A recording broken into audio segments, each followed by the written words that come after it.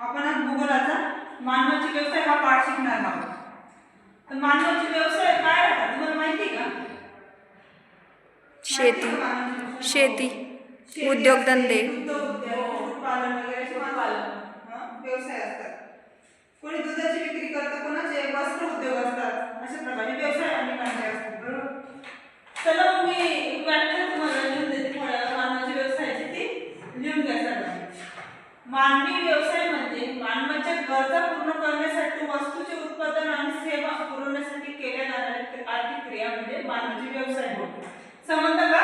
मी काय म्हणते, मानवी व्यवसाय म्हणजे मानवाच्या गरजा पूर्ण करण्यासाठी असतात. त्याच्यासाठी वस्तूचे उत्पादन आणि आपण सेवा पुरवण्यासाठी केल्या जाणाऱ्या आर्थिक क्रिया असतात त्याला मानवाचे व्यवसाय असतात असं म्हणतात.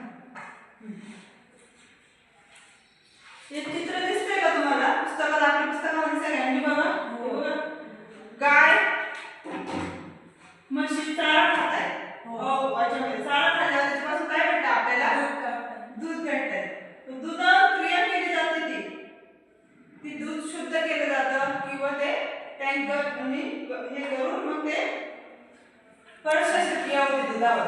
आपण टँकर मधून परत जातं ते मग त्याच्यापासून काय काय बनतं? पनीर, दही, वस्तू बनवल्या जातात. त्याच्यात कमीत कमी 10-15 दिवस 8-10 दिवस टिकतात. अशा वस्तू बनवतात. काही अनेक वर्ष पण टिकतात. म्हणजे दूध पावडर झाली ती सुकवून वाळवून वगैरे ती बनवली जाते.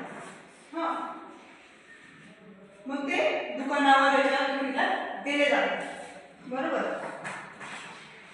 मग आपले मानवी व्यवसायाचे किती प्रकार पडतात हे तुम्हाला मी सांगते. पहिला जो प्रकार असतो तो प्राथमिक व्यवसाय असतो.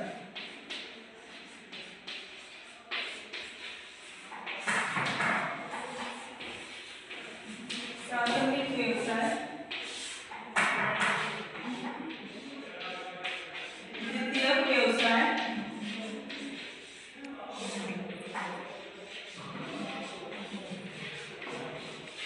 तृतीयक व्यवसाय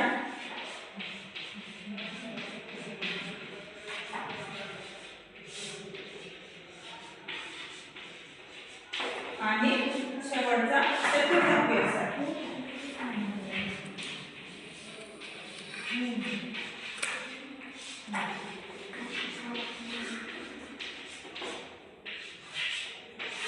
कोणकोणते व्यवसाय असतात? प्राथमिक व्यवसाय, द्वितीयक व्यवसाय, तृतीयक व्यवसाय आणि चतुर्थक व्यवसाय. आपण चित्र बघितलं त्याचं काय असतं? प्राथमिक व्यवसायामध्ये ते मानलं जातं. शेती असते प्राथमिक व्यवसायामध्ये आणि दुग्ध उत्पादन असतं गाई त्यामुळे हा व्यवसाय निसर्गावर आधारित आहे. अशा प्रकारे निसर्गावर आधारित व्यवसायाला प्राथमिक व्यवसाय म्हणतात. उदाहरणार्थ पशुपालन, मासेमारी इत्यादी. इथपर्यंत पॉईंट समजलाय तुम्हाला प्राथमिक व्यवसायामध्ये काय आहे? तसंच द्वितीयक व्यवसाय काय असतो? हा प्राथमिक व्यवसायावर अवलंबून असतो. बरोबर. तीच प्रक्रिया पुढे ढकलली जाते. म्हणजे दूध काढतो. बरोबर. दूध काढल्याने त्याच्यावर प्रक्रिया केली जाते, पुढे जाते. ते आपण ते घरात ठेवून नाही ठेवत त्या वस्तू. बरोबर.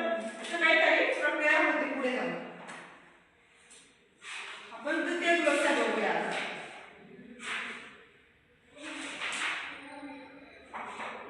उद्योगाला पुरवला जाणारा कच्चा माल हा बहुतेक वेळा निसर्गातून येतो. म्हणजेच प्राथमिक व्यवसाय होते. तुम्हाला मी आताच बोलले प्राथमिक व्यवसायातून येतो कच्चा माल. हे व्यवसाय प्राथमिक व्यवसायावर अवलंबून असतात म्हणून त्यांना त्या व्यवसायांना द्वितीयक व्यवसाय असे म्हणतात. हे प्राथमिक व्यवसायावर अवलंबून असतात. समजलं इथपर्यंत? तृतीयक व्यवसाय बघूया आपण. दुधाची वाहतूक होताना आणि दुग्धजन्य पदार्थांची विक्री होताना पाहावयास मिळेल आपल्याला पाहिला पुस्तकामध्ये. या सर्व कृती प्राथमिक व द्वितीयक व्यवसायातील उत्पन्नाशी निगडित आहे. हे बघितलं प्राथमिक व्यवसाय हा द्वितीयक व्यवसायावर अवलंबून असतो. बहुतेक वेळा हे व्यवसाय दोन्ही व्यवसायांना पूरक सेवा देण्याचे काम करतात. अशा व्यवसायांना तृतीयक व्यवसाय असे म्हटलेले आहे. तर काय म्हटलेलं आहे इथं?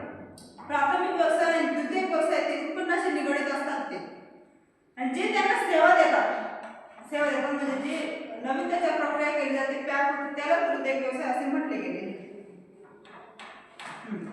इथपर्यंत समजलं प्राथमिक, द्वितीयक, तृतीयक व्यवसाय तीन व्यवसाय. आता आपण चतुर्थक व्यवसाय बघूया. चतुर्थक व्यवसायामध्ये काय येतं?